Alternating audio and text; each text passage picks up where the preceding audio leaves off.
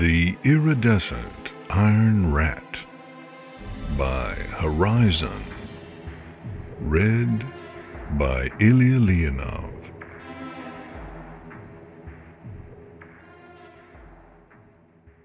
Chapter 1. From Fire to Frying Pan.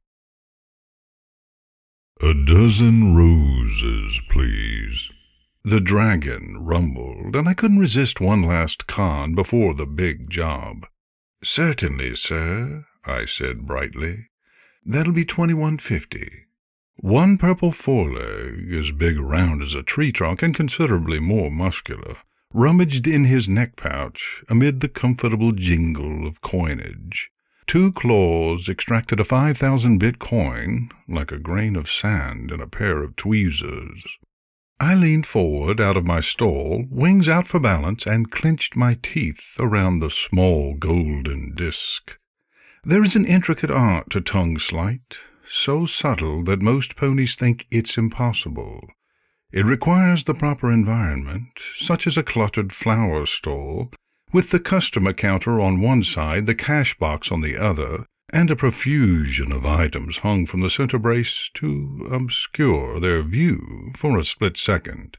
It requires extensive personal modification, a frog-tongue thalamic trait for a little extra grabbing power, and a squirrel cheek trait for the palate pouch that keeps the second coin from coming out covered in spit. And it requires intense practice, both in talking naturally with coins in your mouth and in performing the motions fluidly enough not to be noticed. As my head swung behind the center display, I opened my mouth, shooting my tongue forward and back. The 5K vanished in between my tongue and lower jaw. Then I flicked my tongue up and forward, catching the very tip of the pouched 2K and shooting it out like a spit wad from a straw, reclenching my teeth with microsecond timing to catch the very back end of the coin with a soft tick. When my head swung back into view a fraction of a second later, everything looked identical, except that the coin in my teeth was fractionally lighter and embossed with the two sisters, rather than the first friends. Continuing the fluid motion, I dropped the coin next to my cash box with an audible rattle of metal on wood. Then did a practiced double take as my hoof paused on the cash box's closed lid. "I'm sorry, sir," I said, turning an intently remorseful stare up and up and up into the dragon's emerald eyes. "But money's tight these days, and I can't cut any deals. Do you have the other $150? The swap, of course, had barely earned me lunch money, an insignificant fraction of the mill I'd pay for the Cloudsdale Square vendor's license. I wasn't there to earn money, though. I was there to keep my skills sharp and my wits sharper. It was that sort of dedication, honing my craft to the point where I could dare to think about cheating a dragon to his face, that kept Jimmy the Grey working cons year after year. The dragon's eyes shot open. He leaned in, squinting at the 2K bit on the counter, then hefted his neck pouch in one claw, frowning. My heart danced a cha-cha, but I kept my muzzle carefully earnest. Then he reached back in, rummaging around slightly longer, and extracted a rectangular strip of colored paper with the precision of a surgeon, threading his claws through my displays to drop it near the coin. The bill fluttered down to rest alongside my cash box. My own eyes went wide. "A K-mill? I couldn't possibly make change for this. The entire stall's not worth that much." "Keep the change. My flowers, please." The alarms in my head were screaming. "Sir," I said carefully, "if you'll forgive a moment of stereotyping, dragons aren't in the business of charity, and this is an uncomfortably large investment in a simple flower cellar." "It's not an investment. It's a gratuity for services rendered." He made a sweeping gesture around Cloudsdale Square, at the towering Cloudcrete and light glass skyscrapers, at the whizzing airbuses and their flight paths, at the giant thalmic focusing ring around the perimeter of the city. If I might stereotype in return, this is an age of tamed miracles, and ponykind has been tamed along with it. The last time any pony robbed me was a generation ago, and the last time any pony got away with it was Inseam herself. It was worth the K-Mill just to see you try. A predatory smile crept onto his muzzle, and he stood to all fours, flaring his wings. The money should just about cover your hospital stay. Part of my brain was screeching in protest. He's bluffing. I did everything right. But I forced myself to ignore it and focus.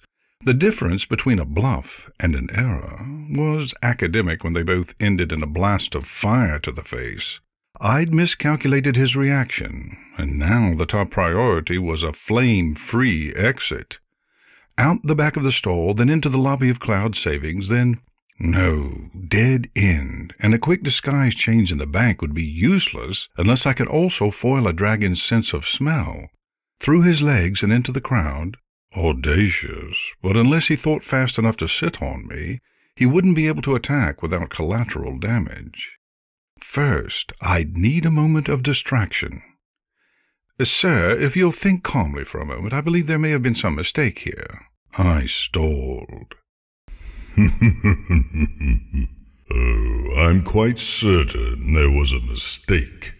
I had 137 coins in my pouch when I reached in weighing 4,247 grams, and my treasure sense is now telling me 4,216. Now, I'm humble enough to admit that I'm still young yet. If I pulled out a 2K, I might have lost 3 grams to an accounting error. However, considering that every single one of those coins was a 5K, it's clear the mistake here wasn't mine. Oops. I'd walked right into that, hadn't I? It galled me that I hadn't considered he'd take such an improbable precaution. But that was what happened with spur-of-the-moment thinking. Your assumptions did you in. On the brightest side, I'd never had to flee from a dragon before, so this would be the finest sort of on-the-job training. Be that as it may, before you tried dashing between my legs and losing yourself in the crowd, which would get you as far as several tons of scaly hindquarters, I'm going to make you an offer. There went Plan A, which meant that keeping him talking was good. Go ahead. A dragon of my considerable assets could always use someone of your intelligence and chutzpah, a pony who can think outside the box and pull off the impossible. It is a desk job, but if you do it right, I'll make it worth your while. That bill on the counter, it could be pocket change. Imagine what you could do with the resources to back up your wit. I had no doubt that the offer was sincere, and even less doubt that I would loathe every minute of being legitimately employed. That's tempting, sir. Spike. That's tempting, Spike. And I'd love to hear more, but first, mind if I go deposit this bill in the bank behind me? I've accumulated a few overdrafts this would clear up. Plan B was worth a second shot, never mind the armed guards and the lack of alternate exits. Even if I ended up right back here, waiting in line would buy me more thinking time. Well, it was worth a shot. I'd rather skip all the tedious bluffing and mind games while you flail for a new plan.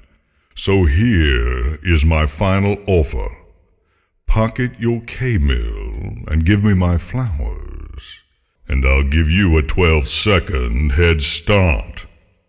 12? Even 9 would comfortably put me on the far side of the square and around the corner toward my emergency exit. I almost bargained him down to 8 to recover some of my bruised ego, but pride had already gotten me into enough trouble today. "A deal," I said, cramming the K-mill into my saddlebags and hoofing over the most extravagant-looking bouquet in my stock. It's not like I was taking a loss on the transaction. I'd stolen them that morning from a Harmony Corp delivery truck. "Thank you," Spike said, and by the time he added 1, I was already off like a shot, vaulting out of the stall and galloping through the park in the center of the square. The afternoon crowds were getting thick, so I took a leaping shortcut over the fountain, bouncing off Commander Hurricane's cloud-crete tail and startling a group of well-dressed unicorn tourists. I resisted the urge to spread my wings. Flying would make Spike's line of sight easier and deny me some of my best tools in a pinch, and landed on the broad lawn past the statue, dodging around picnickers and through a game of disc toss. At the count of 6, I was on Cloudcrete again, and at 8 I was leaping into a sharp turn, upper wing spread to tighten it. 9 saw me galloping past the scattered ground delivery traffic of Sunburst Street. Air carts weren't cost-effective for bulk freight, and I was skidding around the second corner into the alleyway on the count of 12. A moment later, there was a flash of purple light from back on Sunburst Street, and the distinctive bang of teleportation. A big one. "Ready or not," Spike called out from just 30 meters away, amid the screams of terrified livery ponies and a sudden and general stampede. "Here I come." Oh, come on! What sort of crazy reptile with built-in dragonfire delivery learned a teleportation spell? And what kind of crazy unicorn would get close enough to him to teach it? I set my jaw as I galloped toward the end of the blind alley, suddenly grateful I had shut up about those last 4 seconds. I clearly was going to need my A-game to get out of this mess. Fortunately, I'd planned this part far in advance. As I reached the brick facade at the rear of the alleyway, I locked my front hooves and threw my body into a spin, hiking my hips and lashing my hinds out at one particular brick whose red was brighter than the others. I was no earth pony, but the momentum of my charge combined with the buck to send my hooves straight through the brick and into my small cache behind. I winced as the dual shocks hit my ankles and flared out into pain. Good thing I didn't have more galloping to do, and hauled my hooves back out, one of them dragging a tangle of shiny blue fabric. I lost another precious second kicking my leg free of it, then clenched my jaw around the corner of the blanket and yanked. It billowed out above me, and while gravity was settling it down over my body, I already had both wings spread out in front of my muzzle. I picked a flashbang feather from one and a thorn surge from the other, both of which immediately primed into their detonation glows. Behind me there was an ear-splitting crash, and then an empty delivery cart tumbled like a desert weed past the alleyway entrance. "Coming through," Spike bellowed, amid further screams. The last few ponies within sight galloped away as his claws thundered down the street toward the corner. I snapped my wings back against my sides just in time for the blanket to settle in atop my body, and jerked my head sideways to fling the feathers into the air behind me. Then I reared up, hind ankles painfully protesting, and landed a short, sharp stomp on one corner of the cloud maintenance ground plate with the faulty lock. It bounced off its frame, leaping a few centimeters behind my rising hooves, and I wedged a hoof-tip underneath it and heaved. The door swung open on the hinges I'd recently oiled, revealing a square tunnel descending under the surface of the city, the rungs of a ladder quickly vanishing into the shadows. I flung myself straight down the shaft, limbs and head tucked in, rolling to plummet back first into the darkness. Mere meters above me, there was a brilliant, searing light as the flashbang went off, and every hair in my body stood on end as the thumb detonation sent shockwaves through the ether. The last thing I heard as the door slammed close was a mighty screech. Apparently Spike had rounded the corner just in time to get an eyeful. Then my falling body hit the floor and kept going.